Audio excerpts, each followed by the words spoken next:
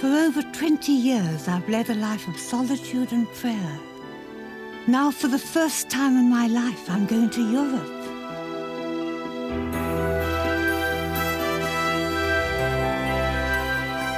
I'm going on a grand tour in search of some of the finest art treasures in the world.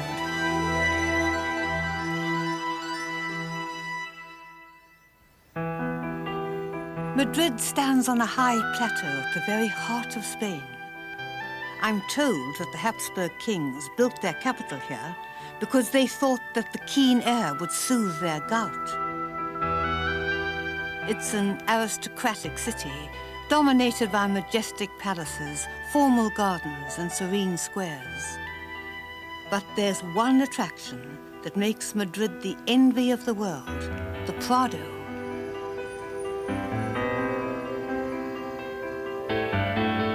This palace of art contains the riches of more than 7 centuries of art collecting. Whatever their failings as rulers, the Spanish royal family have always been discerning patrons of art.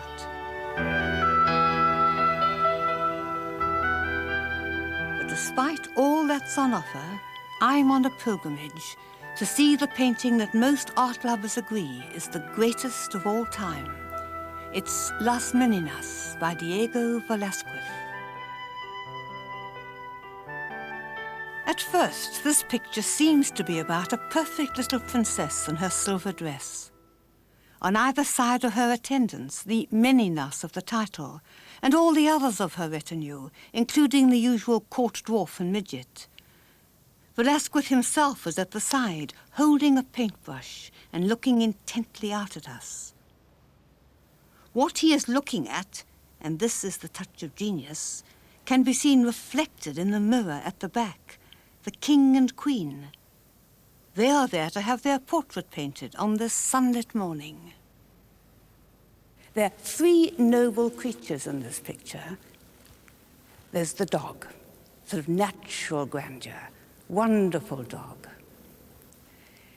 And I think there's the easel, that great line that slices through, expressing visually what it means to be an artist, what visual art is. It's something of gigantic importance. It overpowers the room.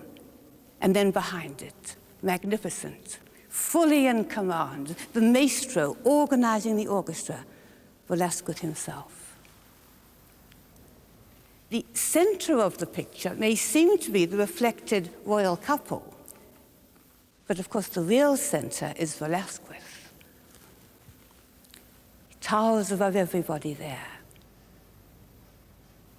And then there's that touching extra fact that we only know now, that this picture, which used to hang in the king's private room that he looked at often, didn't have that red cross on Velázquez's breast. That is the cross of San Diego, and that says, "I am an aristocrat." It was only 3 years later when Philip IV, who loved and admired his painter, pushed it through and insisted that Velázquez should be admitted to the nobility, that he got his cross. And he promptly took the picture back and painted it on because it mattered so much to him. So in showing everybody that he's a gentleman, he has also achieved his other ambition. He's shown what a superb artist he is. He can take the ordinary, just a day in the studio, doing his job, which was to paint the royal family, and somehow infuse it with such light and poetry that we stand entranced.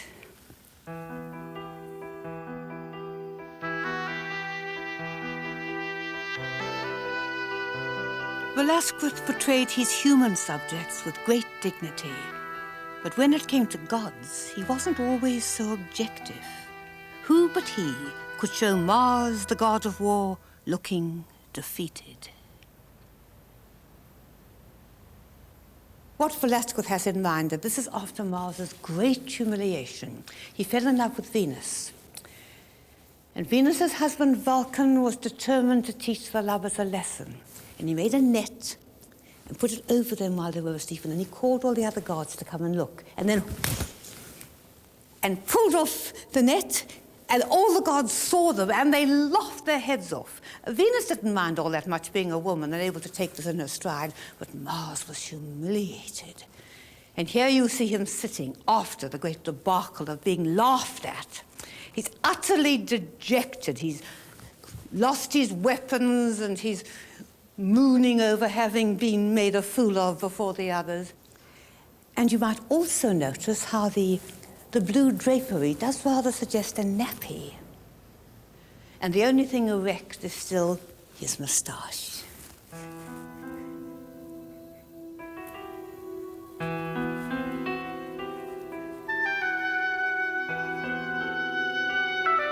There's only one artist whom we could think of as equal to Velázquez, and that's Francesco Goya.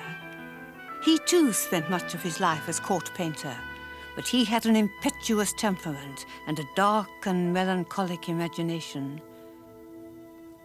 He saw for himself the horrors of war when Napoleon invaded Spain. This is one of the great icons of human cruelty and human courage, almost a crucifixion picture, and the executioners are shown as faceless killing machines. It's what we can all become if we don't take responsibility for our actions.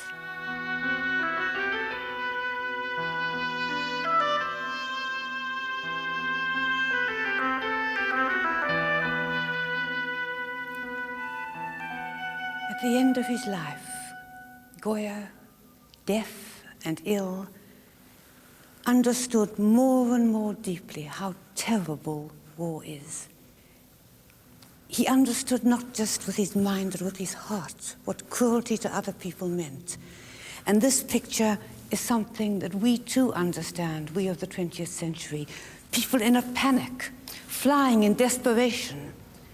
All the wagons and the animals, everybody escaping from the great colossus that straddles the horizon and dominates the sky. And we wonder, what is the colossus? Well, at a very superficial level, it's the Napoleonic War, the great threat that hung over Spain. And then we look again, and you notice that the colossus has his back to the fleeing people. He's looking out away from them.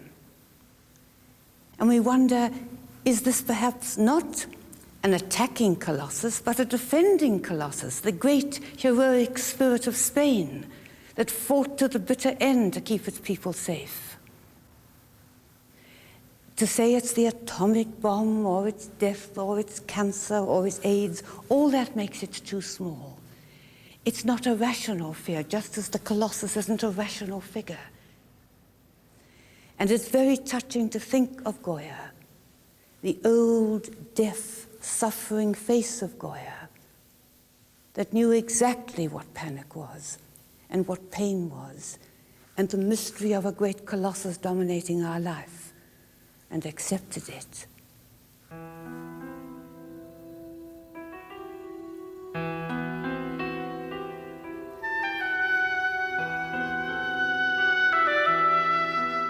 Next time, my grand tour takes me to Paris.